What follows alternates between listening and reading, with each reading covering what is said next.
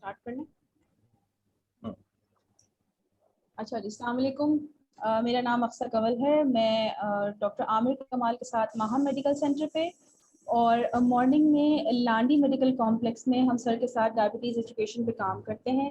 Doctor साहब endocrinology department के head हैं लांडी मेडिकल कॉम्प्लेक्स में, और यहाँ माहम मेडिकल सेंटर में डॉक्टर साहब इवनिंग में अपने पेशेंट्स देखते हैं। वो तमाम मरीज़ जो हमें माहम मेडिकल सेंटर से ज्वाइन किया है जिन्होंने, और वो भी पेशेंट्स जिन्होंने हमें लांडी मेडिकल सेंटर से ज्वाइन करा, हम उन्हें वेलकम करते हैं।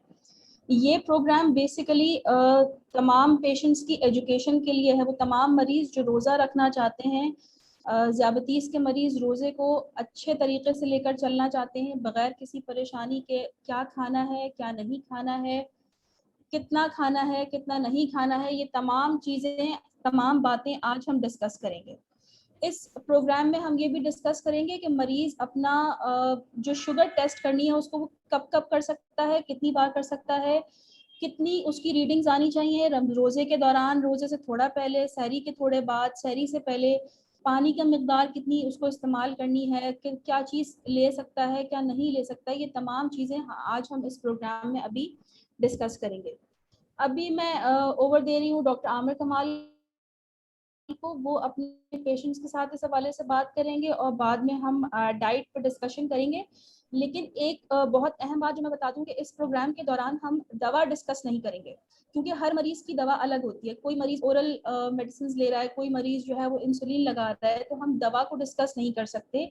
दवा को डिस्कस करने के लिए आपको इस प्रोग्राम के बाद कल परसों और रमज़ान से पहले किसी भी वक्त आकर शाम में या हफ्ते वाले दिन दोपहर 2 से 6 बजे तक आपको आकर अपनी दवा सेट करानी होगी। आज जो हम डिस्कशन करेंगे वो डिस्कशन सिर्फ और सिर्फ ग़िज़ा के हवाले से होगा, आपकी वर्ज़े के हवाले से होगा, और आप किस तरह रोज़े को मैनेज करेंगे डायबिटीज़ के हवाले से होगा। तो डॉक्टर साहब अब आप बात करें। थैंक यू अक्सर, थैंक यू सो मच।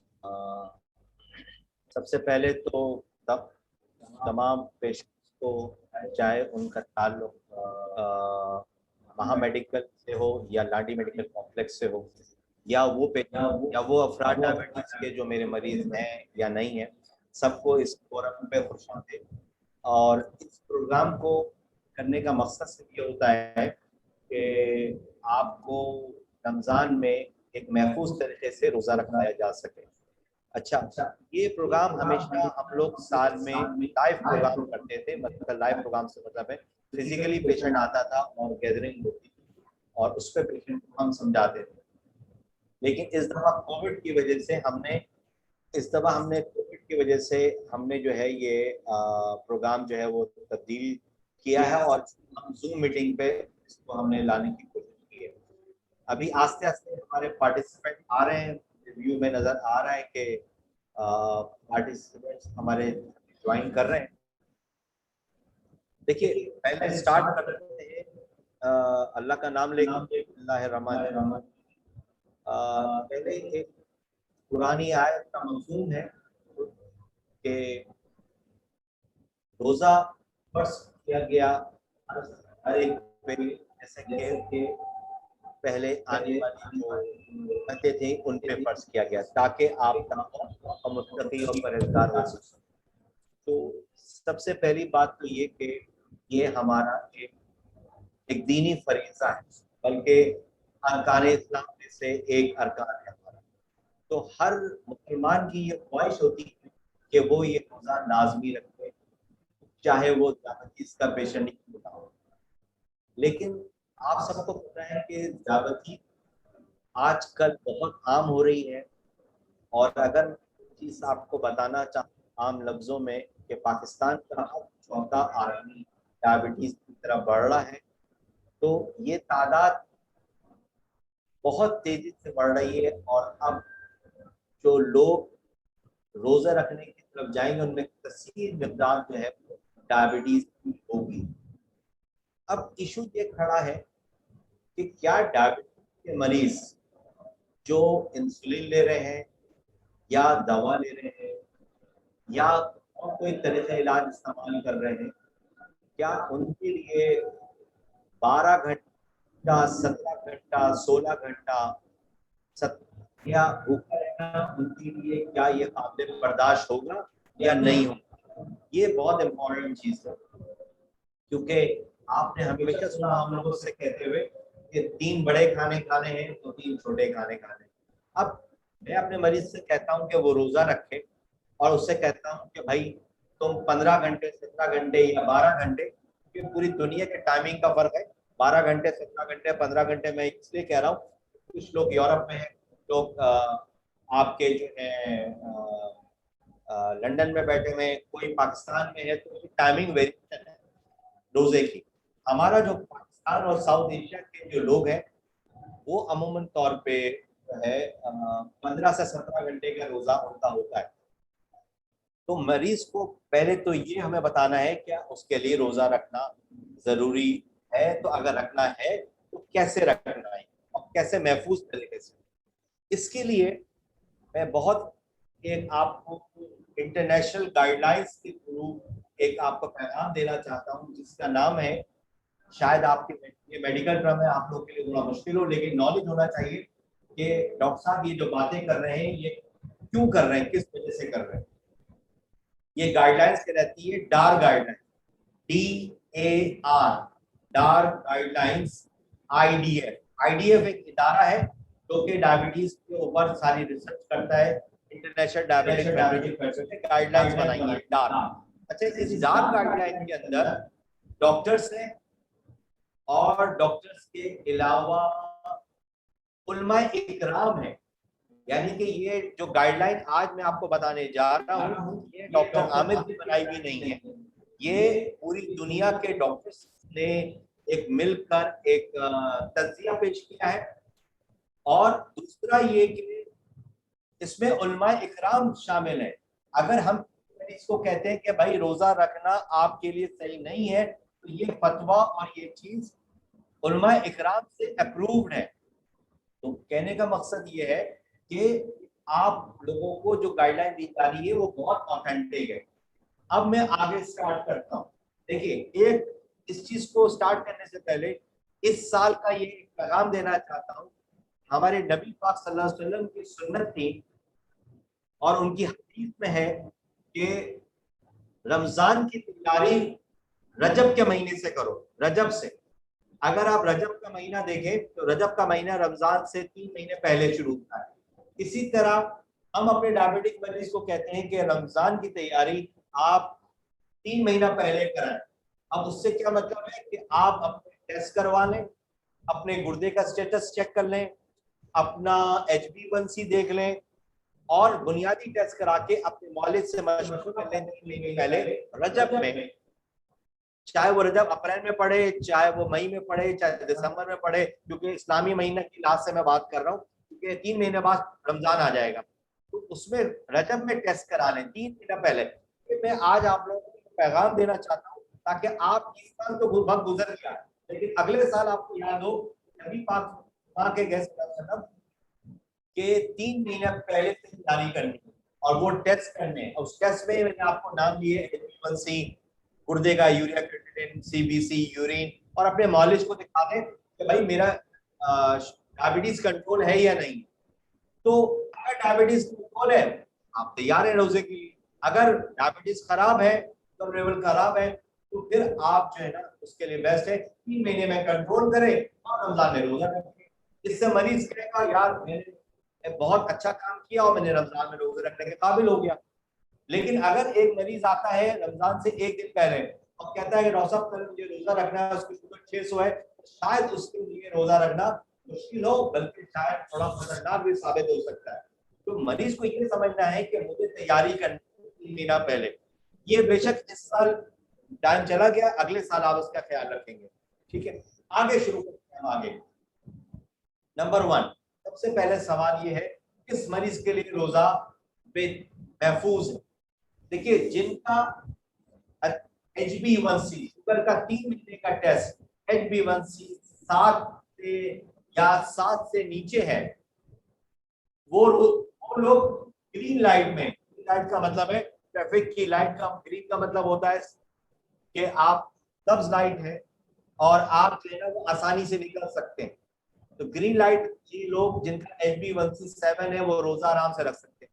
जिनका 7 से 9 के दरमियान है वो येलो लाइट में, पीली लाइट, मतलब उनके लिए रखना कुछ हद तक खराब भी है। और वो मरीज जिनका HbA1c 9 से ऊपर है उनके लिए रोजा जो है रखना मुश्किल हो सकता है। मुश्किल हो सकता है, डॉक्टरों का कॉन्सेंसस है बास जगहों पे कि वहां पे रोजा ना रखा नहीं दिया जाए। और जिनका 11 से ऊपर HbA1c तो उनके लिए रोजा रखना बिल्कुल ठीक नहीं है, बल्कि शायद अगर रखेंगे तो पेचीदगी हो जाएंगे। देखिए असल में हमारा ये दीनी फरीजा है, हमारे मालिक की तरफ से हुक्म है, हमारे नबी पाक सल्लल्लाहु अलैहि वसल्लम की तरफ से हुक्म है, रोजा आप फरीजा है हमारा। अब मरीज कहता है डॉक्टर साहब मेरा 13 HbA1c हो, 14 हो, 15 हो, या मेरी शुगर 700 800, मैं रोजा रखूंगा। तो ये देखिए ये एक दीनी जज्बा है हमारा, उसमें मालिक आपसे रोजा रखवा ले, आप ठीक हो जाएं, आपको पेचीदगी नहीं हो, सब मालिक का करम है। लोग यहाँ पे बीमार होते हैं, हज पे जाते हैं, उम्रे पे जाते हैं, ताकत आ जाती है, ये एक अलग मसला है। लेकिन जो गाइडलाइंस कहती हैं वो ये कहती हैं कि अपना HbA1c 7 तक करें फिर रोजा रखें। 7 से 9 रखेंगे तो खतरा थोड़ा बहुत मौजूद है, 9 से 11 है तो उसमें और खतरा है, और 11 से ज्यादा है तो वो खतरा वाली बात हो सकती है। तो ये गाइडलाइंस आपको करनी है। इसके साथ साथ वो मरीज जिनका गुर्दा मुतासिर है उनको गुर्दे का थोड़ा सा ख्याल रखना है कि भाई मेरा गुर्दा जो है ना वो गड़बड़ में नहीं आना चाहिए, मेरे गुर्दे में अगर कोई परेशानी है तो क्योंकि पानी का कमी और मसले मसाइल होते हैं तो उसका ख्याल रखना पड़ेगा आपको। अब मरीज का सवाल ये होता है कि डॉक्टर साहब मैं आता है मेरे पास कि डॉक्टर साहब मेरी दवा सेट कर लें और दूसरी मुझे अपना सारा सहरी का बता दें, अफ्तार का बता दें और रात खाने का बता दें। तो यहाँ पर रिकॉर्डिंग का मकसद सिर्फ ये है कि ये वीडियो हमारे यूट्यूब चैनल पे, उस चैनल का नाम है defeat diabetes with doctor Aamir, और फेसबुक पे इसका आ जाएगा महाम मेडिकल एंड डायबिटिक सेंटर। यहाँ पर हमारे सारी प्रेजेंटेशन मौजूद होगी, ये बाद में आप इसी को बार बार रिपीट करके देख सकते हैं वहां चैनल से। अब हम स्टार्ट करते हैं सबसे पहले आपका अफ्तार से। अफ्तार क्या करना चाहिए, ये एक जनरल गाइडलाइंस है। आपका मौलिज इस अफ्तार पे रद्दोबदल कर सकता है या आपको ऊपर नीचे जो भी गजा वो सेट कर सकता है। नॉर्मली अफ्तार पे हम लोग कहते हैं कि अफ्तार पे आप लोग स्टार्ट करें नबी पाक सल्लल्लाहु अलैहि वसल्लम की सुन्नत के मुताबिक खजूर खाएं आप, लेकिन खजूर कितने, एक खजूर। खजूर एक पाव या बैठ के आधा किलो खजूर खा लेना ये खतरे को दावत देगा, ये मना है। एक खजूर से आप स्टार्ट करें अपना अफ्तार। खजूर खा लिया, अब दूसरा सवाल खड़ा होता है कि डॉक्टर साहब मैं शरबत पीऊं या नहीं पीऊं। शरबत, चीनी का बना हुआ शरबत मना है, जामे शीरी हो या कोई भी ऐसा ब्रांड हो। अब मैंने यहाँ पे जामे शीरी का नाम ले लिया, मैं उनको कोई दुश्मन नहीं हूं, लेकिन एक्चुअली ऐसा शरबत जो कि मीठा हो, चाहे उस पर लिखा हुआ हो कि भाई आपको जो है इसमें शुगर फ्री है या फला, ये नहीं लेना है आपको। शरबत में जो बेहतरीन चॉइस है आपके लिए वो है आपका लस्सी। या तो लस्सी ले, मलाई के बगैर नमकीन लस्सी ले ले, या एक नींबू पानी का शरबत बनता है जिसे आप शिकंजबीन कहते हैं, आप वो ले ले। तो आपने खजूर भी खाया, आपने शरबत में लस्सी भी ली, आपने शरबत में नींबू पानी का, शिकंजबीन, दोनों में से लस्सी में से कोई एक चीज ले लेंगे आप। उसके बाद आ जाइए कि डॉक्टर साहब और क्या खाना है। चने खा लें, चने आप उबले हुए चने हो, छोले हो, दही बड़े हो, ये थोड़ी थोड़ी मिकदार में आप ये चीजें ले सकते हैं। चना भी ले सकते हैं, दही बड़े भी ले सकते हैं, लेकिन इनके अंदर मीठी चटनी वगैरह नहीं होनी चाहिए।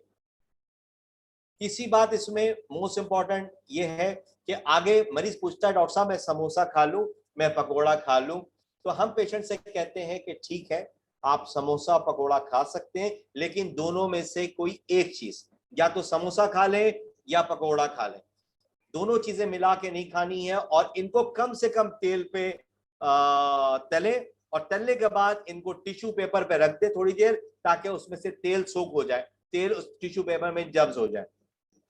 उसके बाद आपने ये करते हुए आपने करना है, आपको शरबत ले लिया, आपने खजूर ले ली, आपने पकोड़े या समोसे में से कोई एक चीज ले ली, आपने काला चना, सफेद चना, दही बड़े, छोले ले सकते हैं एक चीज, या आपने कोई भी अगर पेशेंट कहता है कि डॉक्टर साहब मुझे फ्रूट चाट खाना है, आप फ्रूट चाट खाएं, फ्रूट चाट खाने में मना नहीं है, लेकिन इसमें चीनी का इस्तेमाल नहीं होगा, कोई भी आपने कोई जायके की कोई मिठास वाली चीज नहीं डालनी है। फ्रूट चाट में आप कोशिश करें कि सिंपली आप सख्त फल जो होते हैं जैसे अमरूद, सेब, ऐसे फल वाली, खरबूजा, तरबूज, ऐसा जिसमें मिठास और जूसी नहीं हो, तो वो फ्रूट चाट एक इस्तेमाल किया जा सकता है। ये ख्याल करते हुए आपने अफ्तार करना है। अफ्तार के बाद दूसरा मसला आता है रात खाना खाना। अब अगर रात खाना आप खाना चाहते हैं, हम अपने डायबिटिक मरीज को कहते हैं कि देखिए अफ्तार का टाइम होगा आपका 7, 7:30 का टाइम होगा, अप्रैल के महीने तक ये 7, 7:30 में आप अफ्तार की रेंज में रहेंगे। तो अफ्तार के बाद अगर रात खाना खाते हैं आप तकरीबन 11 बजे तक या 10 बजे तक, तरावी के बाद, अभी हम तरावी पे भी बात करेंगे आपसे, अगर आप तरावी के बाद खाते हैं खाना, तो हम कहते हैं कि और आप सहरी भी लेना चाहते हैं, तो अगर रात का खाना खाते हैं तो रात का खाना जरा हल्का रखें। रात के खाने में हम मरीज से कहते हैं कि आप दूध पी लें और मलाई के बगैर दूध पी लें और कोई फल वल खा लें, या दही ले लें या फल वल खा लें, ताकि सुबह आप सहरी कर सकें, क्योंकि सहरी का टाइम तकरीबन अंदाजा तकरीबन 4:30 और 5:30 के दरमियान का टाइम एडजस्ट कुछ होगा, तो आप सहरी कर सकें, क्योंकि सहरी आपकी बहुत अच्छी होनी चाहिए। सहरी लाजमी करना है, और सहरी में ये ख्याल करना है कि आपको ऐसी ग़िज़ा लेनी है जो आपको 15 से 17 घंटे आपके ग़िज़ा शामिल हाल रहे और आपका ग्लूकोज लेवल ना बहुत ज्यादा बढ़े और ना बहुत ज्यादा गिरे। ठीक है, इसका ख्याल रखना है आपने। तो सहरी में बेस्ट ऑप्शन में हमारे पास है, आप सहरी में लें। सबसे पहला सवाल होता है डॉक्टर साहब खजला पैनी लूं या नहीं लूं, क्योंकि सारी मिठाई की दुकानों में खजला पैनी का आज जैसी रमजान की चांद रात डिसाइड होगी उस दिन से खजला पैनी लगने लगे। देखिए खजला पैनी खाने में इतराज नहीं है, आप खजला पैनी खा सकते हैं, लेकिन वो पेशेंट जिनकी शुगर खराब है 250-300 है, अगर वो खजला पैनी खाएंगे तो शुगर मजीद खराब होने का मसला है। खजला पैनी मना नहीं करते हम लोग, लेकिन हम ये कहते हैं कि शुगर आपकी खराब है, आपका HbA1c 7 से ऊपर है, 9 पे खड़ा है या 10 पे खड़ा, आप खजला पैनी खाएंगे तो शुगर खराब होगी। तो हम ऐसे मरीजों को जिनका एवरेज 7 से ऊपर है तो उनसे कहते हैं कि आप खजला पैनी ना लें। ऐसे मरीज जो कि वेल कंट्रोल है वो अलबत्ता ये कर सकते हैं कि वो खजला पैनी ले सकते हैं, लेकिन उसमें ख्याल रखना है कि खजला पैनी में से कोई एक कम मिकदार में और दूध में लेंगे, लेकिन दूध में मलाई नहीं होनी चाहिए और दूध में चीनी का इस्तेमाल नहीं होना चाहिए। लेकिन फिर भी आपकी ये है कि अगर आप जो है खजला पैनी नहीं ले तो ज्यादा बेहतर है, लेकिन जिनकी बहुत ख्वाहिश है और शुगर कंट्रोल है तो वो ले लें, लेकिन बहुत कम मिकदार में, दूध में डाल के, मलाई के बगैर और चीनी के बगैर।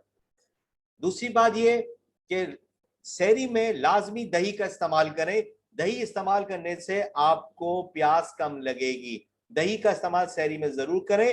रात को खाने में मैंने आपको दूध पे कर दिया है, आप दूध इस्तेमाल करेंगे रात सोते हुए, दूध और एक फ्रूट ले लें, रात खाना ऐसा रखें ताकि सहरी आपसे सही से की जा सके।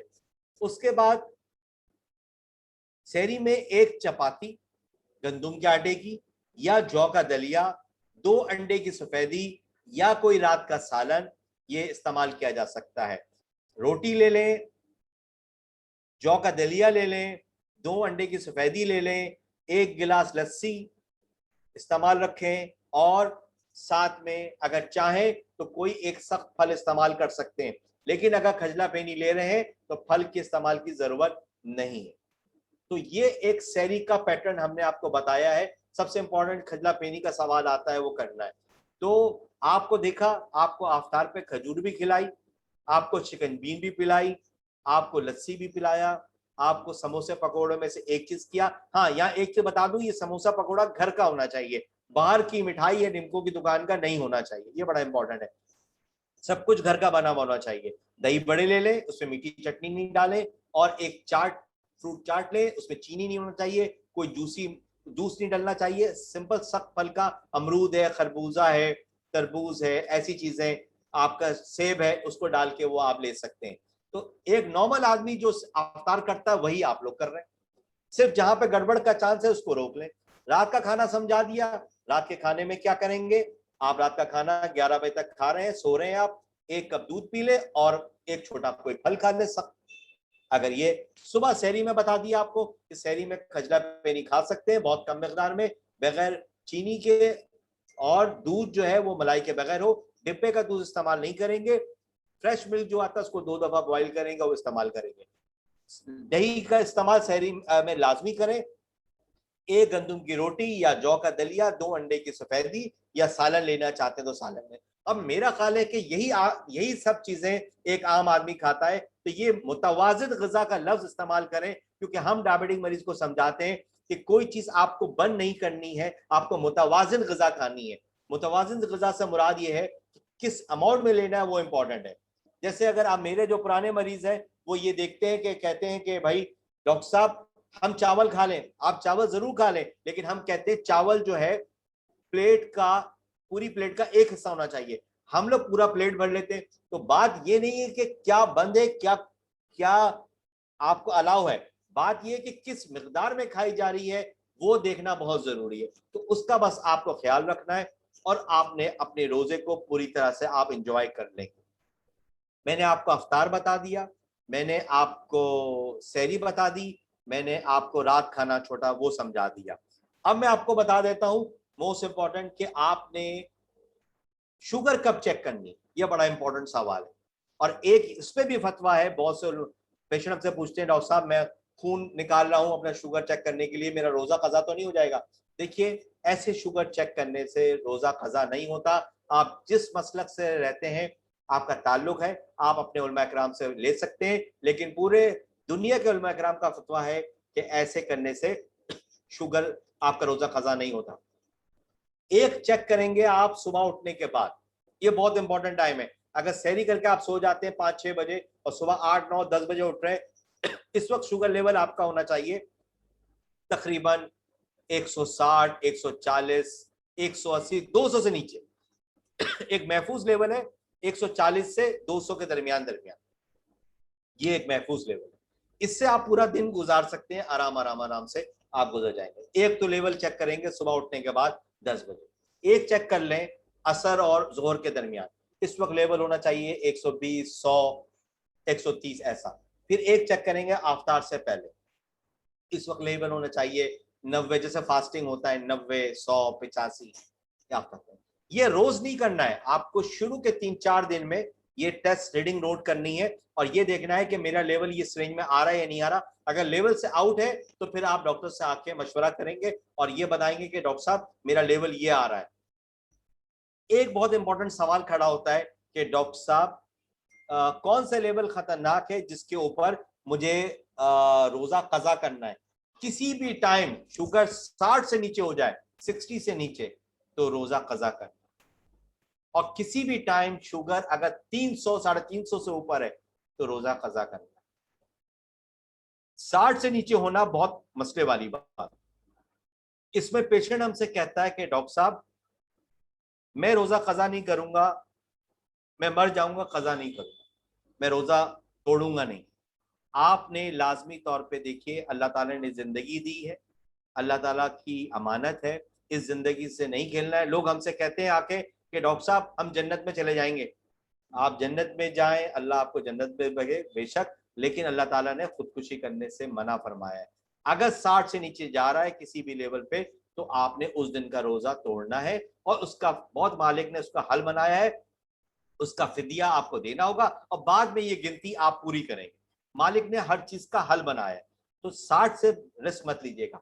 हाँ शुगर जहां हाई है 300, 350, वहां भी सारे डॉक्टर्स दुनिया के और उलमा इकराम में ये बात फिक्स है कि ये रोजा कज़ा करना चाहिए। लेकिन लोग कहते हैं भाई शुगर बढ़ी हुई है मैं कर दूंगा कंटिन्यू, लेकिन हम कहते हैं कि इस मामले को चलें उस दिन तो गुजारा कर लें, लेकिन आके लाजमी डॉक्टर से मशवरा कर लें कि डॉक्टर साहब मेरी शुगर 300, 350 है, तो उसमें हम चेक करेंगे आपकी दवा बढ़ाएं या आपकी खाने पीने को सही करें कि खाने में बदपरहेजी तो नहीं हो रही। तो लफ्ज याद रखिएगा 60 से नीचे रोजा कज़ा और 300, 350 से ऊपर रोजा कज़ा, रोजा तोड़ना होगा। फिर आपको डॉक्टर से मालिश करके बात करनी होगी। आप इसका फिदिया भी दे सकते हैं और बाद में इसकी गिनती पूरी भी कर सकते हैं, तो इसमें कोई परेशानी वाली बात नहीं है। एक दफा चेक किया सहरी से उठने के बाद, एक दफा चेक किया असर फजर जोहर और असर के दरमियान, एक दफा चेक किया आपने अफ्तार से पहले। इससे आपको दिन भर का अपना आइडिया पता चल जाएगा मेरी शुगर कितनी रह रही है। अच्छा, अब सवाल एक और पेशेंट हमसे पूछता है कि डॉक्टर साहब ये बताएं कि रोजा का आपने बता दिया। अच्छा, इसमें एक बड़ी इंपॉर्टेंट चीज बता दूं, अभी मैं जो जितनी भी मैंने बातें की वो एक जनरल बातें थी। अब इसमें हमारे पास डायबिटीज के दो तरह के पेशेंट्स होते हैं, एक टाइप 1 होते हैं, एक टाइप 2 होते हैं। टाइप 1 पेशेंट वो लोग हैं जो इंसुलिन ले रहे हैं, या वो पेशेंट जिन इंसुलिन के बगैर जिंदा नहीं रह सकते। अब टाइप 1 के लिए रोजा रखना जो इंसुलिन 3 दफा या 4 दफा ले रहा है, वो जरा मुश्किल काम होता है। वो आपका मॉलिज या मेरे जो टाइप 1 के पेशेंट है वो आके पहले हमें डिस्कस करेंगे, हम उनका HbA1c देखेंगे, उनका करंट स्टेटस देखेंगे, फिर उनको पेशेंट टू पेशेंट बताएंगे कि आपके लिए महफूज है या नहीं है। वैसे टाइप 1 के लिए रोजा रखना IF गाइडलाइन के थ्रू एक मना है कि टाइप 1 रोजा नहीं रखे तो बेहतर है। लेकिन बहुत से, वही बात, दीनी फरीजा, मुसलमान, एक अकीदा, अरकान इस्लाम, बहुत से टाइप 1 कहते हैं मैं रोजा रखूंगा, तो वो लाजमी मौलिद से मशवरा कर लें। टाइप 2 लोगों के लिए जो गाइडलाइंस थी वो मैंने आपको बता दी हैं। सहरी में क्या खाना है वो बता दिया है, अफ्तार पे क्या खाना है वो बता दिया है, रात सोते हुए क्या खाना है वो बता दिया है, शुगर कब चेक करनी है वो बता दिया है, कब रोजा कजा करना है वो बता दिया है। अच्छा, एक चीज और यहाँ पर बता दिया शुगर डाउन होने पे, जैसे फर्ज किया असर की नमाज हो रही है 5:30 बजे, अब रोजा है 7 बजे, 1.5 घंटे का टाइम है। अब शुगर हो गई 90-80, अब रह गया 1.5 घंटा। मरीज कहता है यार बस 1 घंटा मैं गुजारा कर लूं, अभी मैं उठते ही खा लूंगा खजूर। बात यह है कि ऐसा मरीज जब असर पे शुगर आपकी डाउन हो रहे 80 पे आ जाए या नीचे जा रही हो, तो वो लोग आइडियली असर से मगरिब के दरमियान वो फिर लेट जाए, वो चलने का काम नहीं करे। खासतौर पर खवातीन जो इस वक्त किचन में लगी हुई होती हैं, वो लेट जाए और अपनी एक्टिविटी को कम कर दे। एक्टिविटी आप कम करेंगे तो आपका शुगर लेवल बहुत तेजी से नहीं गिरेगा। आपने शुगर लेवल, आपने लेट जाना है, एक्टिविटी कम करनी है। ये किन लोगों के लिए बता रहा हूं? ये उन लोगों के लिए बता रहा हूं जिनका लेवल असर के बाद 60 पे 80 पे आ जाए, 90 पे हो या 70 पे आ रहा हो, तो लेवल 60 से नीचे जा रहा है, खतरे की लिमिट पे आ रहा है, तो वो लेट जाए और हर आधे घंटे बाद लेवल चेक करें। वही बात 60 से नीचे हो गया 55 हो रहा है, तो जज्बाती नहीं होना है, अल्लाह आपकी नीयत को देख रहा है। ये नहीं करना है कि अब मेरे पास 1 घंटा रह गया है, मैं बस मुझे जन्नत मिल जाएगी, ये नहीं करना। अगर मामला 60 से नीचे जा रहे हैं तो रोजा आपको तोड़ना होगा और आपने मौलिद से रब्ता करना होगा, जज्बाती नहीं। मालिक ने हर चीज का हल बनाया है, आप फिदिया देंगे, आप अपनी गिनती बाद में पूरी करेंगे और अपने मौलिद से आके ये डिस्कस करेंगे कि ये हुआ था तो मैं सहरी में क्या करूं क्या नहीं करूं। अच्छा, एक सवाल और हमसे लोग पूछते हैं कि डॉक्टर साहब एक डाइट आती है, मुख्तलिफ ग़िज़ाएं आती हैं जो लोग सहरी में ले लेते हैं और खा लेते हैं और कहते हैं उससे मेरा शुगर लेवल बिल्कुल दिन भर ठीक रहता है। जिसका मैं नाम ले लेता हूँ, हर्ज नहीं है, वो एबट कंपनी का बहुत मशहूर है, दैट इज ग्लूसन्ना। ग्लूसन्ना लोग बहुत पी लेते हैं अमूमन, लेकिन हम अपने मरीज से कहते हैं कि अगर आप खाना खा रहे हैं, आप चीजें ले रहे हैं, तो ग्लूसन्ना की जरूरत नहीं है। हाँ, ग्लूसन्ना बहुत अच्छा मेंटेन करता है, glucose level settle down picture में रखता है, लेकिन उसमें मसला ये खड़ा होता है हमें कि हम ये देखते हैं कि मरीज का अगर शुगर लेवल डाउन है सहरी में खाने के बावजूद, तो फिर हम उसको ग्लूसन्ना ऐड करवा देते हैं। लेकिन ये कोई रिकमेंडेड नहीं है कि आप सहरी में ग्लूसन्ना ले लें या रात को ग्लूसन्ना ले लें। ग्लूसन्ना ताकत की चीज नहीं है, पूरी ग़िज़ा है। अगर आप खाना भी खाएंगे और ग्लूसन्ना भी खाएंगे तो शुगर जो है वो हाई हो जाएगी। तो आपको इसको ख्याल रखना है कि अगर आपको ऐसी कोई न्यूट्रिशनल सप्लीमेंट लेना है या ग़िज़ा लेनी है, तो उससे पहले आप उससे अपने मालिक से मशवरा करेंगे। तो ये एक जनरल गाइडलाइंस हमने आपको बताई है।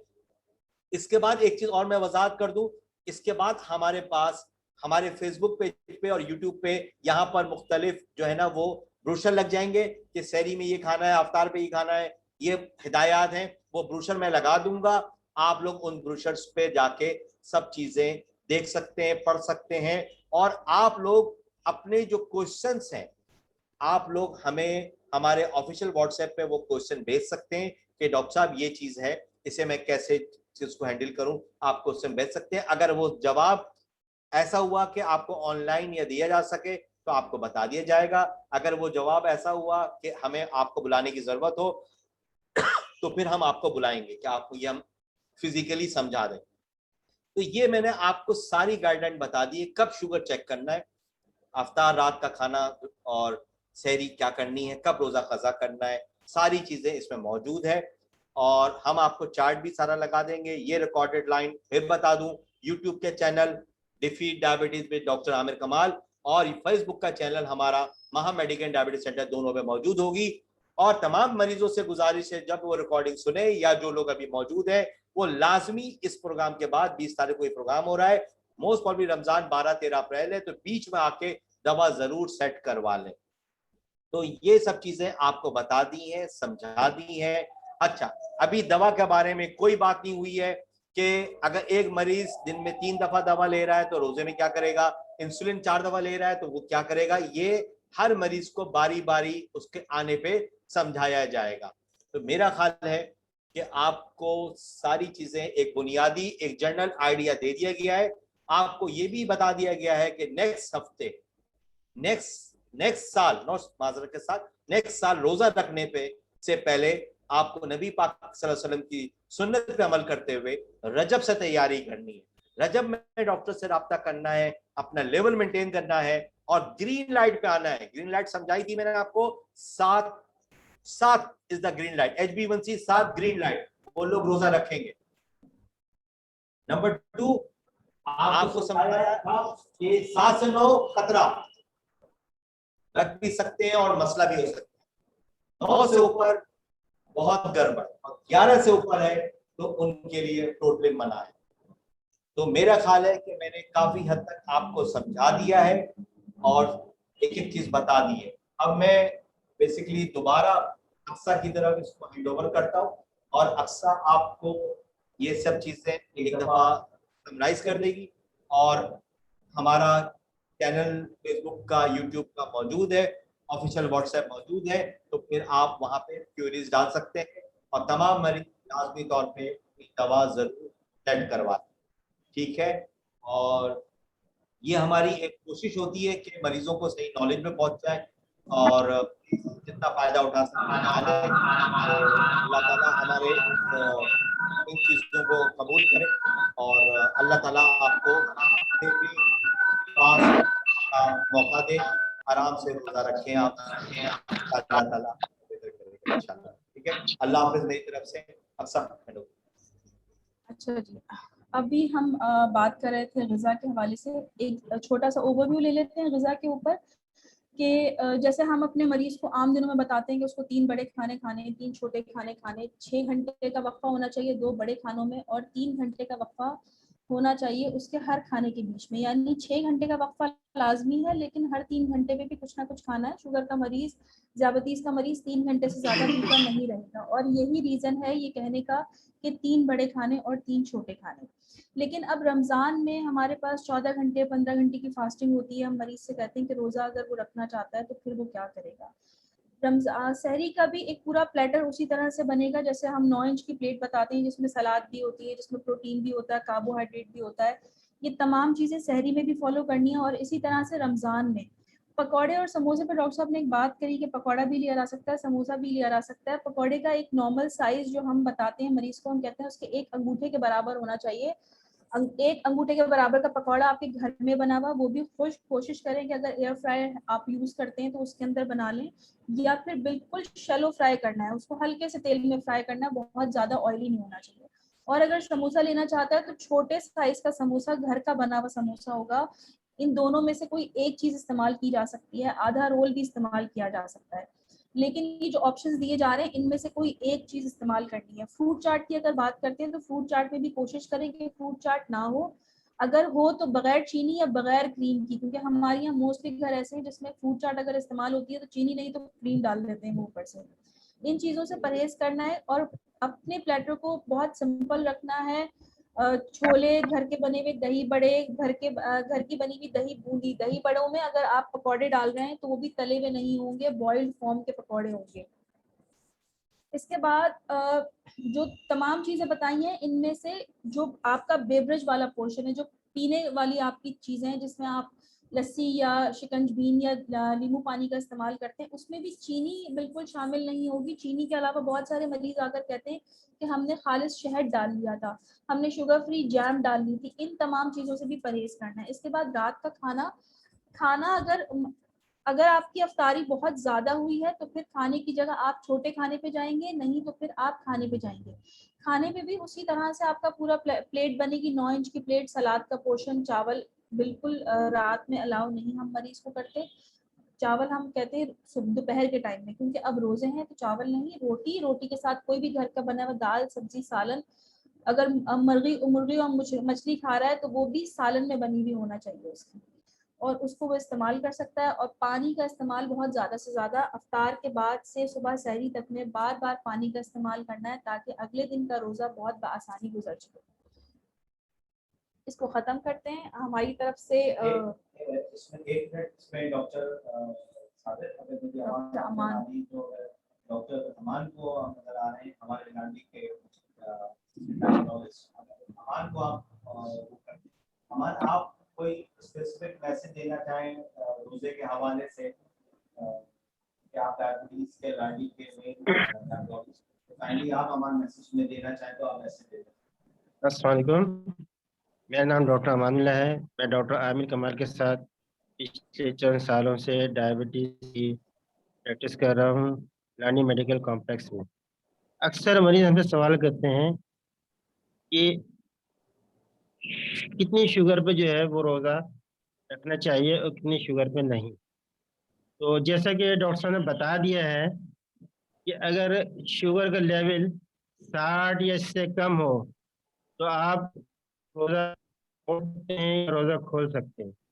लेकिन मरीज हमसे ये कहते हैं कि अगर रोजे का वक्त करीब आ गया है, हमारी शुगर 60 60 के करीब है, तो क्या हम रोजा लेके चल सकते हैं? तो मैं कहना चाहता हूँ कि अगर आपका रोजे का वक्त, इफ्तार का वक्त करीब आ गया है, लेकिन अगर आपकी शुगर 60 तक है, तो कोई एक्टिविटी किसी किस्म की ना करें। जैसे डॉक्टर ने बताया है, आप घर में आराम से ठंडी हवा में पंखे के नीचे लेट जाएं और रोजा खोलने का इंतजार करें, अगर आपसे हो सकता है तो। वरना बेहतर यही है कि रोज़ा खोल लें या रोज़ा तोड़ दें, बजाय इसके कि अपनी जिद पर कायम रहें। ये फैसला ज़्यादा बेहतर है कि आप रोज़ा खोल लें या रोज़ा तोड़ दें। वो पेशेंट जो वो हम पूछते हैं कि हम रखते हैं तो आप नहीं रखते, तो उनसे मैं रिक्वेस्ट करता हूँ कि अगर आपकी शुगर के लेवल ज़्यादा है और जैसे डॉक्टर साहब ने बताया है कि HbA1c भी ज़्यादा है, जैसे 11 से ऊपर है, और शुगर के लेवल आपका 400 चल रहा है, तो मेरी उनसे रिक्वेस्ट है कि आप रोज़ा ना रखें। रोज़े ना ज़्यादा बेहतर है। रोज़ा रख के वो मुख्तलिफ पेचीदगी में चले जाएँ, डिहाइड्रेशन में चले जाएँ, या कोई मेटाबॉलिक का कोई अमल शुरू हो जाए जिसम में, और कीटोएसिडोसिस से पहुंच जाए और वो बेहोश हो जाए, तो इससे बेहतर है, किसी कॉम्प्लिकेशन का शिकार होने से बेहतर है कि वो रोज़ा ना रखें। ये छोटी सी गुजारिश थी मेरी। ठीक है, थैंक यू सो मच अफसर, थैंक यू सो मच। और ये तमाम जूम मीटिंग पे हमारा मैं स्पेशली थैंक्स करना चाहता हूँ हमारा जो है गेट्स फार्मा का और के senior product manager Sabir Naeem साहब का, कि साबिर हमें गेट्स फार्मा हमेशा एथिकली एक्टिविटीज़ में और हमेशा जो है वो गेट्स फार्मा पेशेंट बेनिफिट के बारे में बहुत ज़्यादा हमेशा सोचती है। तो आज भी ये सपोर्ट, चाहे फिजिकल सपोर्ट हो चाहे वर्चुअल सपोर्ट हो, Gates Pharma is always ahead. और मैं इनके सीईओ को और से लेकर तमाम रैप्स को सबको बहुत मुबारकबाद देता हूँ, और स्पेशली नईम साबिर का थैंक यू सो मच बेटा। तुम हर दफ़ा हर जगह पे खड़े होते हो। अभी जो आपका ये जो हम आपको अपने फेसबुक और यूट्यूब के ऊपर जो सारी सहरी का जो ब्रोशर लगाएंगे, वो भी साबिर की ही सारी जो है वो स्ट्रगल और वो सारा उसका क्रिएटिव माइंड है। तो वो Sabir, thank you so much तुम्हारा बेटा। और ये प्रोग्राम जो है हम एंड कर रहे हैं। होपफुली ये किसी हद तक हमारे तमाम पेशेंट के लिए, और हमारे नहीं बल्कि दुनिया में जहाँ जहाँ ये वीडियो देखी जाएगी सबके लिए बड़ा एक गाइडेंस रहेगी। फिर आप लोग अपने अपने मौलवी से रब्ता करें, या जो मेरे पेशेंट हैं वो मेरे पास आएंगे, और फिर इंशाल्लाह ताला अल्लाह के हुक्म से हम लोग सेफली रोज़ा रखेंगे और एक अपने अरकान जो हमारा है रुकन इस्लाम का, उसको हम फुलफिल करेंगे इंशाल्लाह। अल्लाह हाफ़िज़, बहुत शुक्रिया।